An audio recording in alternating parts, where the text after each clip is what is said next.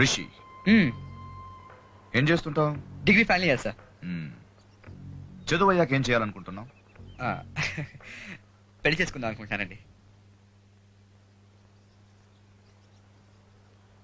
ఆ తర్వాత ఏం చేయాలనుకుంటున్నావు? హనీమూన్కి వెళ్తానండి. ఆ తర్వాత ఏముంటుందండి? పిల్లలు పుడతారు, పెరిగి పెద్దోళ్ళు అవుతారు, వాళ్ళకి పెళ్ళిళ్ళు చేస్తాం, వాళ్ళు హనీమూన్కి వెళ్తారు, కాబట్టి వాళ్ళకి పిల్లలు పుడతారు. ఆ తర్వాత మేము ఉండమనుకుంటానండి. ఎంతసేపు ప్రేమ, పెళ్లి, పిల్లలు ఇవి తప్పితే ఇంకేం ఉండవా? ఎవరి లైఫ్ అయినా ఇంతకంటే వెరైటీగా ఉంటుంది అంకుల్. ఉంటుంది. ఏదైనా సాధించాలన్న పట్టుదల ఉంటే ఖచ్చితంగా ఉంటుంది. 30 ఏళ్ల క్రితం నా భార్యను తీసుకుని ఓ సూట్ కేసుతో హైదరాబాద్కి వచ్చాను. దాని మెళ్ళలో మంగళసూత్రం అమ్మి బిజినెస్ స్టార్ట్ చేశాను. ఈ రోజు కోట్లు సంపాదించాను. అలాంటి అంబిషన్స్ ఏం లేవా నీకు? మీ అబ్బాయి ఏం చేస్తారు?